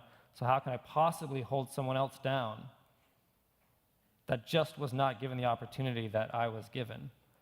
So that's my process of forgiveness of myself and of other people. Of I could possibly show up as horrifying as this person is appearing to me, if I had not been given these tools. I cannot judge another person as being evil or attacking or whatever it is. I don't condone what they're doing, and I'll protect people from what they're doing, and I'll step in and make sure it doesn't continue, but I recognize that's a human being that's simply off course and was never corrected. For sure. Is it my, oh, wow, they're so skillful. In conversations in my path, I find a lot of people get Unitarian Universalists and unity mixed up. And it's okay. I grew up with Chuck Freeman, who's a UU, and then Kira Bear, whenever my son's 11, he was 3 whenever I met Kira, so whatever the math is there. But in League City, Texas, where Kira Bear is now currently a minister, Reverend Kira Bear, they switch Sundays sometimes with the local Unitarian Universalist Church, which is very cool, but it can be confusing to some people. And then the messaging is changing on the signs. A place for peaceful Christianity or something has changed to a peaceful practice, maybe not with everyone, but in conversations that people are asking me, they don't think that unity is still Christian. Is that a statement or a question?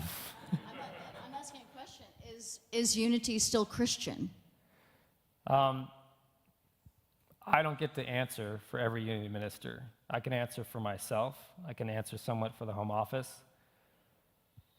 Every minister is called to do what they feel is right to do in their demographic in the area that they're in. And depending who you ask where they are, you're going to get a different answer to that. I struggled with this my entire life. I was raised in what I would say was a Christian unity experience. The Fillmores used Christian language. They celebrated Christian holidays. In many instances, outside experts will analyze what unity is, and they'd say, you are a Christian denomination no matter what you call yourself. And that has happened. And they say, why are you guys in such denial? From the other lens, people would say, we're absolutely not a Christian denomination. We don't celebrate Christian holidays. They go in another direction. But I agree with you, people are very confused. And that confusion has hurt our growth because people don't know what we are. And people don't necessarily commit to and engage in with something that they can't predict or understand what it is. It becomes very hard to share it with their friends and family and invite them to something that they can't tell them what the heck's going on there. You should come to Unity. What is it? Okay. Well, when you figure out what it is, why don't you invite me then? So that's happening. I'm sure you have your own answer. I can't answer for what your answer is. But for me, I started to come into a place where I was running my ministry, and I said, no matter what I call this place, someone's going to show up, and we're going to have an usher, which is like a church. And someone's going to lead them to a seat like they do at a church. And we're going to have an opening prayer like you're going to see at a church. There's going to be some music, which could be considered praise music like you see at a church. There'll be something that looks like a sermon, which we're used to seeing at a church. And then there's an offering, which is very church-like. And we're going to celebrate Christmas and Easter. And I said, I'm fooling myself calling this anything but a church because it is a church to anyone coming in from a church. It might be a weird church, but in that sense, it was a church.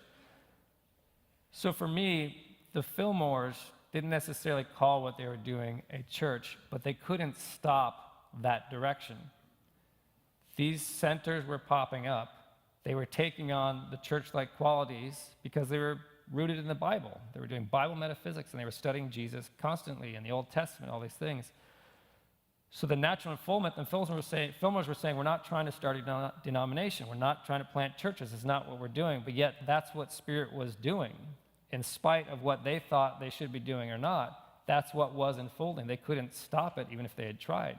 They had ministries popping up in Nigeria, reaching out to them saying, hey, here we are. This is wonderful. We got your message. We're starting ministries. And they're like, wow.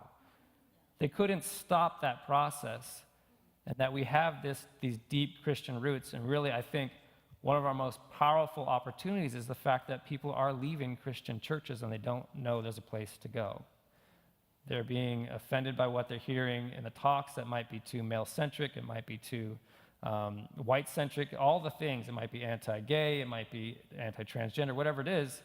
They're leaving because of that, because they're not resonating with the message. They don't know that there's a similar experience where all the things you loved about church are there without that baggage. And if they knew that was there, we are an incredible bridge for that exit that they're making. And I don't like to shame what's happening in Christian churches. There's a beautiful, amazing, wonderful things happening in Christian churches, but for some people it doesn't resonate with them. And they don't know that we are here to welcome them as a natural stepping stone. I feel like you'd have some insight into this. I would love to hear it. I think that our foundation is from Christology, and I think that we are also embracing so many other faiths. because it's not about religion, it's about elevation of consciousness. How do we elevate consciousness? How do we embrace and be who we are truly meant to be, what we are truly meant to be, which is divine humanity that crosses all religious doctrine. So for me, I don't care what we call ourselves. It's who are we? What are we here to do? What is our purpose on planet Earth? And we can work on any denomination to get there. Beautifully said.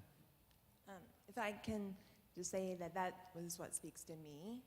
Like if I was going to go to a church that was all Christian based, it wouldn't feel comfortable, but going to a church that's spiritual, that's open to other beliefs, not is what speaks to me. And I think what speaks to people who maybe weren't raised in churches or feel uncomfortable being limited in that way. I think being more spiritual in nature is what's going to get the word out. And this is such a hard topic to talk around because there's a lot of trigger around Christianity. And so I want to acknowledge that what I'm saying is not that we become a Christian church. We have a very awesome lens in unity that we can look at all faiths. We can see the power in all faiths, and we can speak to that. What I'm inviting people to do is to speak to it from the perspective of unity, the teachings we have in unity. So we have a Tibetan bowl right here. The Fillmores didn't have a Tibetan bowl as far as I know, but they probably would have gone crazy when they saw one. And they probably would have had a Tibetan bowl to start their prayer groups. We have access to things that weren't necessarily there at the time, but the Fillmores definitely would have stayed rooted in the teachings that they had, and they'd say, here we look at the Tibetan bowl from the lens of unity. This is an awesome tool. Here we look at the Eightfold Path of Buddhism from the lens of our 5 basic unity principles, or from the lens of Bible metaphysics, or whatever else. We have this awesome opportunity to heal a lot of the uncomfortableness that people have had with Christianity. And so when people come through the front doors, it's not about, we hear people say, I'm a recovering Catholic, I'm a recovering Baptist, I'm a recovering XYZ. We shouldn't leave it at that, because that is the message there, that the undertone is there's been damage. If you're saying I'm recovering, well, we should be healing that damage, not bringing that damage into the space and just saying, yeah, come with your damage and, create unrest. We want to heal that because there's something that's happened there, and not just say, yeah, you left that at the church you left. No, you probably didn't. You probably brought that with you, and we need to heal that so it doesn't come into this space, which means we need to know a little bit about the faith you came from and have a perspective of what that was to help you heal that. So I don't want you to think I'm saying this becomes a Christian church. We have all these amazing things that we get to draw from, and the foundation is unity. To give us what we're talking about is something solid that people understand that this is what unity is. There's some hands over here on this side. Do I stand up? Hello? This is on? Okay. Yeah, I just have a little, yes it is. I did have a question. I hope you haven't answered this already because I'm on the money counting team, so I had to do that for a little bit. But, in short, my understanding of unity is you get that connection with God. And it doesn't matter what you call it, the source, the force, the universe, whatever. And I think this is a great place where people come where, if they say, I don't do organized religion, because they've been hurt, and so they're able to come here. So I'm hearing a lot of themes about, what are we going to do as a collective, right? So as an individual, when we come and we get on our spiritual path and we nurture that connection to spirit, then I see that we have all these things going on here, and so it evolves organically, right? So we had a unity outreach group, and people joined that group, and they went to minister to people who couldn't make it to church, who were in their homes. And we had an Adults of Unity, and we had, at our height, we had like 1 million groups. We have people that talk to angels, that you can go and be in that group.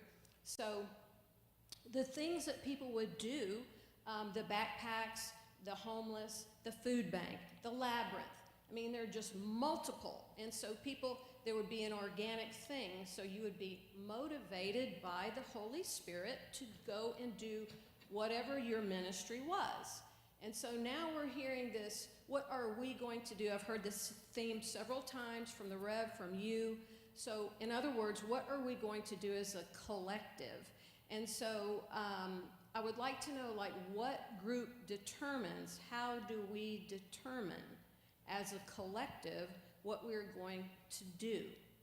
I hope that makes sense, because there's been some talk about, there's a social agenda or there's a political agenda or whatever, which is just kind of underlying rumblings.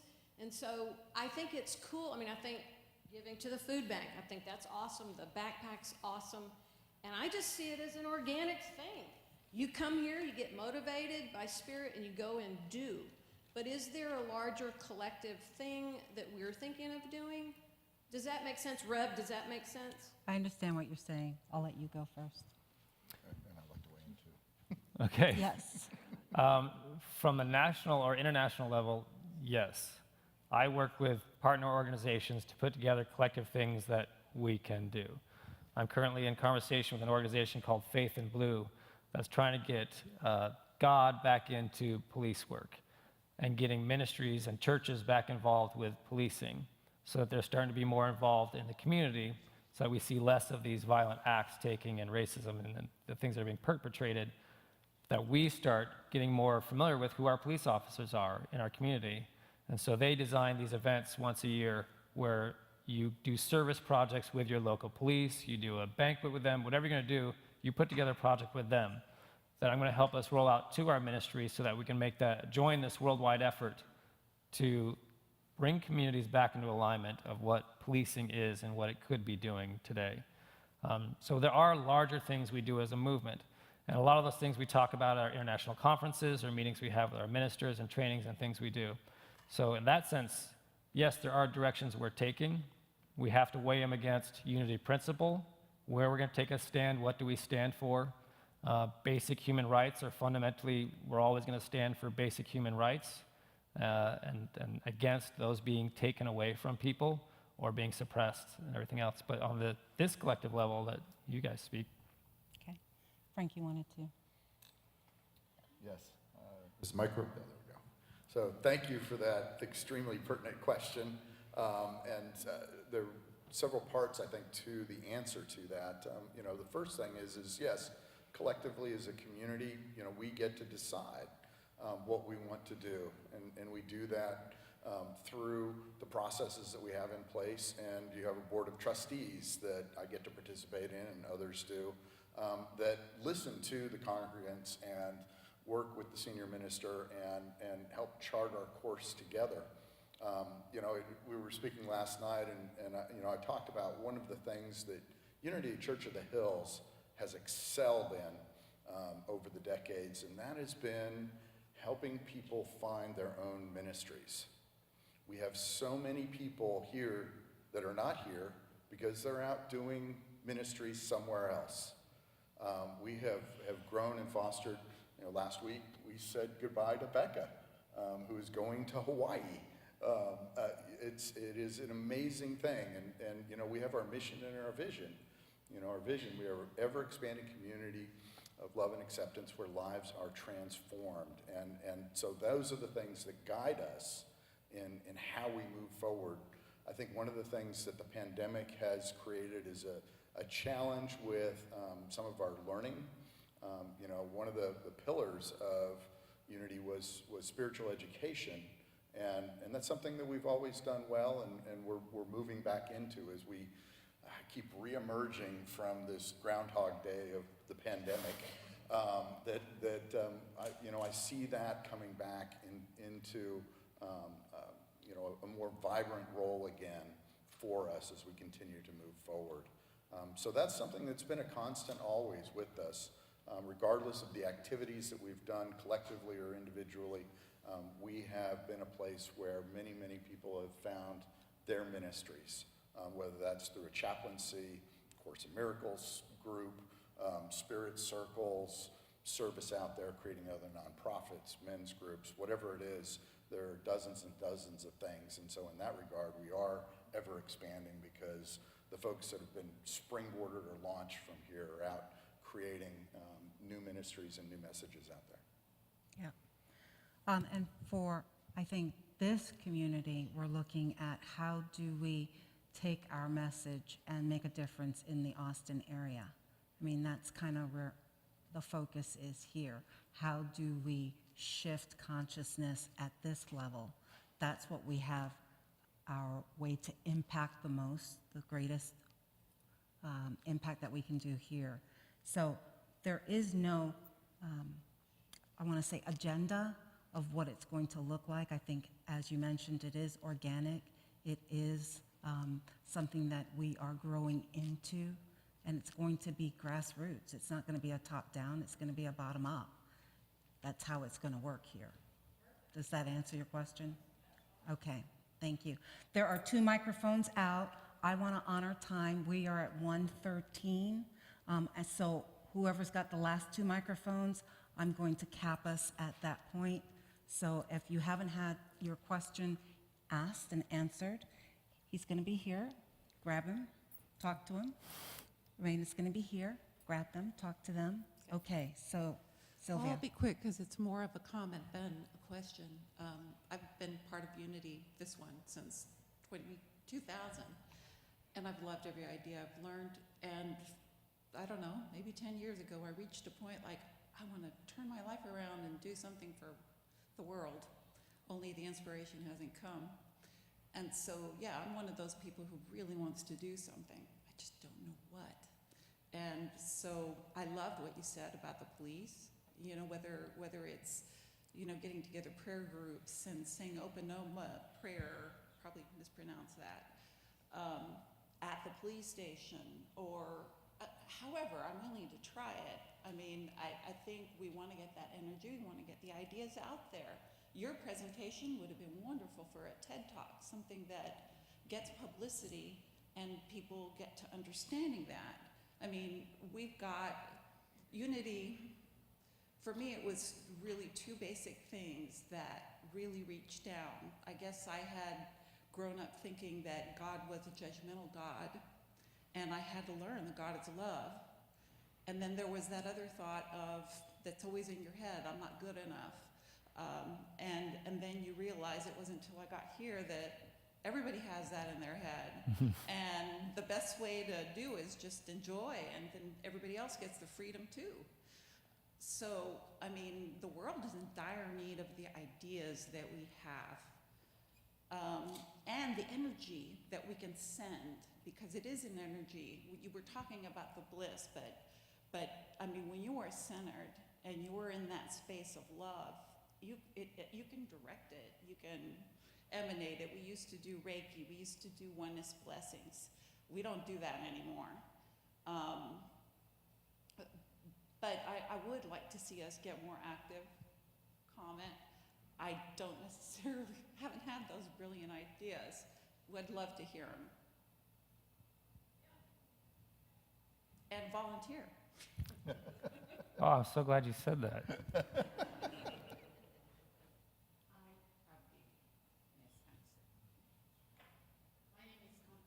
Comfort. I happen to come from Nigeria. You mentioned Nigeria. I was taught to believe that communication is the lifeblood of any relationship. And in the beginning, Nigeria, the city I come from, or the area I come from, unity came to them in the 20s. But their fear was that unity were only vegetarians, so they couldn't eat meat. And so people were wondering what kind of people were they who couldn't eat meat. But unity have gone round and round with ministers. Ministers make the best or the worst messages and their attitude. Remembering that communication is the lifeblood of any relationship, I I also will believe that messaging is part of that relationship. And knowing that, the messaging, the growth, and the way we interact with each other as truth students, that's what I call ourselves, is either to bring one minister down or one student up. So I would just suggest, if you ask the question, how do we make unity grow? How do we make it better? From what I have heard about you, you are doing everything you can with the African section of Unity. I would also like for you, if you can, check into some of your books, because there are things about Africa. I'm talking as an African. There are things about Africa and their interpretation that makes people down, that doesn't elevate unity as a universal truth that is already indwelling us. And also, those of us who come to unity, most of us come to know the truth and really to practice the truth.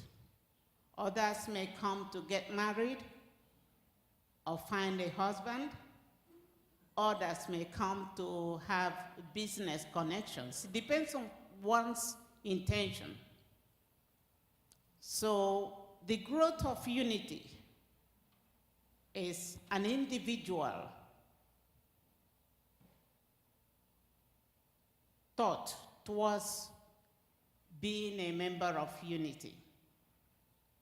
And so I would suggest in all our messages, in all our efforts to grow, that we remember, even in this church, that my intention may be different from your intention of coming to unity. I could listen to the same message with you, and you will have a complete different interpretation. I have come to church one time, and after the church, I spoke the word unique, and somebody came to me outside and told me that that's not how it's pronounced. And I was so worked up, and I forgot all that I learned in church. And I said, were you in the same church with me? And were you here with me? Because what the minister was talking was completely different. All you listen to is my way of pronouncing unique. So I have also come, most of the time I don't go teaching or doing anything because somebody's mind is focused on my accent and will tell me I don't understand that. For me, that is insulting because I know who I am. That is unity, trying to make sure I don't get carried away with that distraction. Because it's all embedded in you, one little tiny thing, and your mind goes walking round and round. So I believe all of us and our efforts is to be able to do the best we know how. But if you have friends in your community that gives you reason to say, we're here with you, that is unity. If I thought about the coronavirus, and I say, that's a universal equalizer. But because it showed all of us that there was no white or black, no short or tall, no green, no black.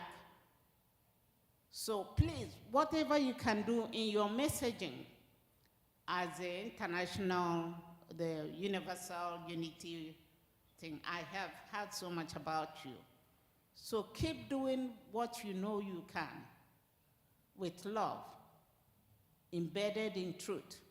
And remember what I said, communication is the lifeblood of any relationship. Let's grow from there.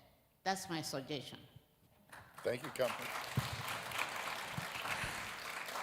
All right, thank you. I just want to acknowledge, Okay. you may not know what she's talking about, that a lot of our historical books actually refer to Native Americans as savages and Yep. talk about Egypt as a place of darkness where Yep. dark people come from and it's negative energy and the whole thing. A lot of it's in there. And Unity World Headquarters, gradually over time, is pulling some of that stuff out of those books when they republish them to move forward.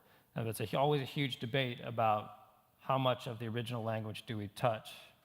So I appreciate you saying that. I do the best I can to try to make us a global movement and work with Africa, as it is really a huge potential for unity. So many wonderful, beautiful people there interested in unity. And messaging is key. And one thing I'll say is we in unity, as I've seen at large, are not doing the internal work to address our unconscious and conscious biases. We think we've spiritually evolved beyond that.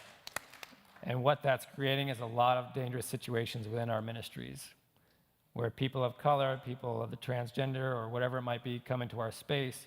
We think we understand, but we don't, because we haven't done that work as individuals within the ministry. So I had just a quick example. I had a ministry reach out to me and said, I put a Black Lives Matter sign outside my church and my congregants got upset. What do I do? And I said, take the sign down until you've addressed why they're upset before you put that sign out, because now you're advertising something that's not true inside your building. Mm-hmm. You've got to be doing that internal work to start recognizing our own conscious biases, so we're not putting that on other people. Like you say, getting held up on their accent or a way they pronounce things, which is, you're missing the point. If you didn't pick up on the heart and you only heard the words, then there's something going on there. So that's something we're working on globally as a movement, is to start addressing those issues. Thank you. Thank you very much for joining us. Have a great week. Eat some food. Great food next door.